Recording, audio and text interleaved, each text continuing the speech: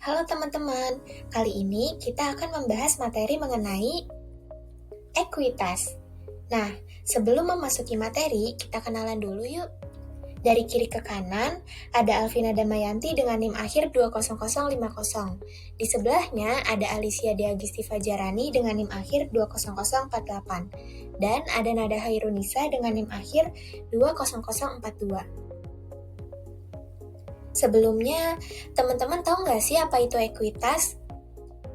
Nah, jadi ekuitas adalah hak residual atas aset perusahaan setelah dikurangi semua liabilitas.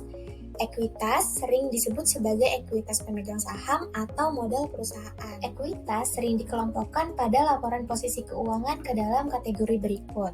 Yang pertama, ada modal saham. Ini merupakan jumlah dana yang diperoleh perusahaan dari penerbitan saham kepada para pemegang saham. Yang kedua, ada premi saham, yaitu jumlah yang diterima oleh perusahaan dari penjualan saham di atas nilai nominalnya. Yang ketiga, ada saldo laba. Saldo laba ini merupakan bagian dari laba bersih perusahaan yang tidak dibagikan sebagai dividen kepada pemegang saham dan ditahan oleh perusahaan untuk keperluan reinvestasi. Yang keempat, yaitu akumulasi penghasilan komprehensif lain. Ini mencakup komponen ekuitas yang berasal dari penghasilan dan beban yang tidak dilaporkan dalam laporan laba rugi. Yang kelima, yaitu saham treasury, merupakan saham yang telah dibeli kembali oleh perusahaan dari pemegang saham dan tidak diterbitkan kembali ke publik. Yang keenam, yaitu kepentingan non-pengendali. Ini merupakan bagian ekuitas dalam entitas anak yang tidak dimiliki oleh perusahaan induk. Dalam penerbitan saham, perusahaan mengikuti beberapa prosedur berikut. Yang pertama, badan pemerintah yang berwenang mengotorisasi saham umumnya dalam sertifikat penggabungan atau piagam. Selanjutnya, perusahaan menawarkan saham untuk dijual, melakukan kontrak untuk menjual saham tersebut. Kemudian, setelah menerima pembayaran, perusahaan menerbitkan saham.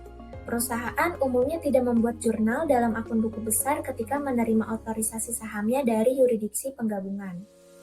Selanjutnya, kita membahas masalah akuntansi yang terjadi pada penerbitan saham sebagai berikut. Masalah yang pertama ada akuntansi untuk saham dengan nilai pari.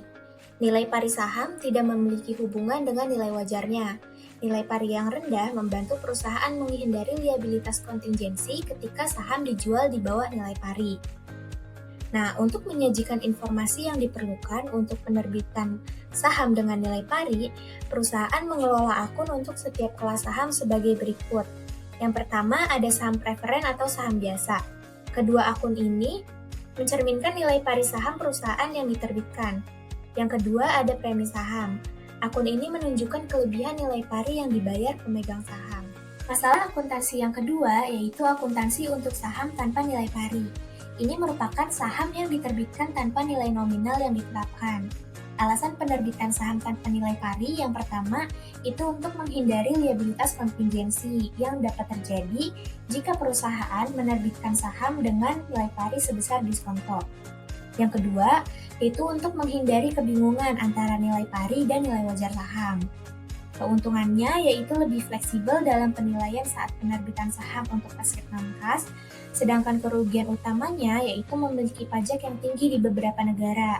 Selain itu, total saham ini bisa dianggap sebagai modal legal yang bisa mengurangi fleksibilitas dividen. Masalah akuntansi yang ketiga yaitu akuntansi untuk saham yang diterbitkan dalam kombinasi dengan efek lain atau penjualan lumsum. Nah, penjualan lumsum ini merupakan penjualan dua atau lebih kas saham dalam satu transaksi. Tujuannya untuk mengakuisisi perusahaan lain dan mengalokasikan kas di antara kelas efek yang diterbitkan. Masalah akuntansi dalam penjualan lumsum adalah bagaimana mengalokasikan kas yang diterima di antara beberapa kelas efek. Terdapat dua metode alokasi untuk penjualan lumsum. Yang pertama, ada metode proporsional, di mana ini digunakan jika nilai wajar atau dasar nilai lainnya untuk menentukan nilai relatif tersedia untuk setiap kelas efek. Perusahaan mengalokasikan jumlah lumsum yang diterima di antara kelas efek secara proporsional.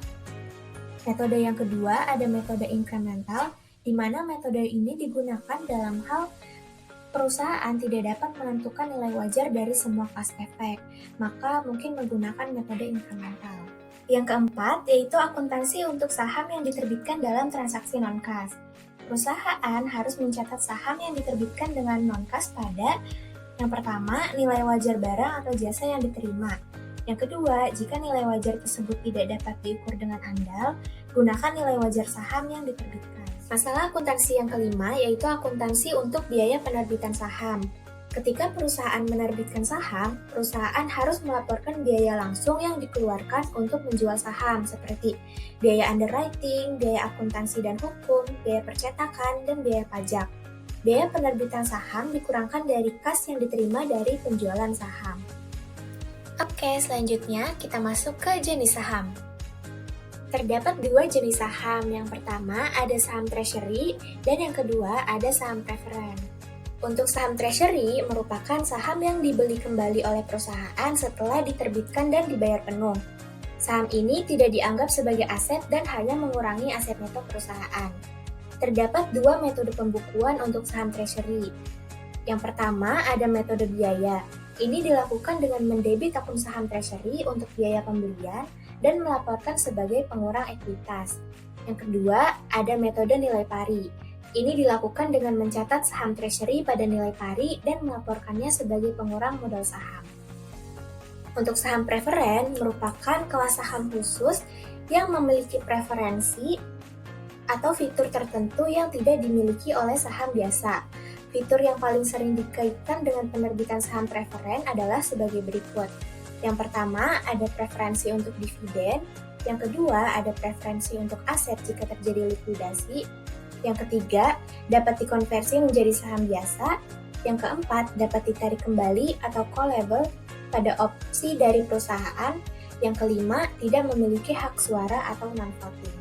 Selanjutnya, kita masuk ke kebijakan dividen. Dividen merupakan bagian dari laba atau pendapatan suatu perusahaan yang besarannya telah ditetapkan oleh direksi dan juga disahkan dalam rapat para pemegang saham. Kebijakan dividen sendiri merupakan keputusan apakah laba yang diperoleh perusahaan akan dibagikan kepada pemegang saham sebagai dividen atau akan ditahan dalam bentuk laba ditahan guna pembiayaan investasi di masa datang. Nah, nggak banyak nih perusahaan yang membayarkan dividennya sejumlah nilai saldo laba yang tersedia. Kenapa? Yang pertama, itu untuk menjaga perjanjian dengan kreditor. Kreditor kan butuh kepastian dari perusahaan. Nah, saldo laba yang disisihkan tersebut itu merupakan jaminan untuk pembayaran bunga dan pokok hutang di masa yang akan datang. Yang kedua, yaitu untuk memenuhi kebutuhan operasional perusahaan. Jadi, dividen itu dibayarkan setelah semua kebutuhan operasional perusahaan terpenuhi. Yang ketiga, untuk membiayai perkembangan atau ekspansi usaha. Perusahaan seringkali menyimpan laba untuk investasi dalam proyek baru atau ekspansi. Hal ini karena dianggap lebih strategis untuk pertumbuhan jangka panjang. Yang keempat, untuk memperhalus nilai pembayaran dividen. Maksudnya di sini yaitu perusahaan yang rutin membayar dividen setiap tahun, walaupun jumlahnya kecil, akan dianggap memiliki kinerja yang lebih baik daripada perusahaan yang membayar dividennya besar namun tidak rutin. Yang kelima, untuk berjaga-jaga dari kemungkinan terjadinya kerugian di masa depan. Kita masuk ke materi yang terakhir yaitu jenis-jenis dividen. Terdapat 4 jenis dividen. Yang pertama ada dividen tunai. Pada dividen ini, Dewan Direksi melakukan pemungutan suara dalam RUPS atau Rapat Umum Pemegang Saham untuk mengumumkan apakah perusahaan akan membayar dividen tunai dalam tahun berjalan atau tidak. Pengumuman dividen tunai merupakan liabilitas atau biasanya liabilitas lancar. Jenis dividen yang kedua ada dividen saham. Ini merupakan penerbitan saham sendiri kepada pemegang saham dengan basis prorata, tanpa mendapatkan pembayaran apapun. Ada 2 jenis dividen saham. Yang pertama ada dividen saham kecil, yaitu yang kurang dari 25%. Ini menggunakan nilai wajar dari laba ditahan. Yang kedua ada dividen saham besar, yaitu yang lebih dari 25%. Ini menggunakan nilai pari yang dialihkan dari laba ditahan ke modal saham. Jenis dividen yang ketiga, yaitu ada dividen properti. Ini merupakan dividen yang dibayarkan menggunakan aset perusahaan selain kas. Pada saat pengumuman dividen, properti atau aset yang akan dibagikan diukur dengan nilai wajar dan mengakui adanya keuntungan dan kerugian, sebagai selisih antara nilai wajar dan nilai properti pada tanggal pengumuman. Jenis dividen yang keempat, yaitu dividen likuidasi.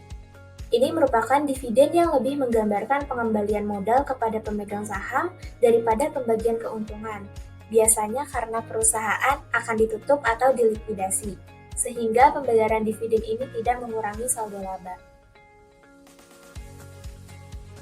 Oke teman-teman, kayaknya sampai di sini aja nih pertemuan kita kali ini. Terima kasih sudah menonton video ini. Semoga penjelasan yang disampaikan bermanfaat dan membantu pemahaman kalian. Ingat, sukses doesn't come to you, you go to it. See you next time teman-teman.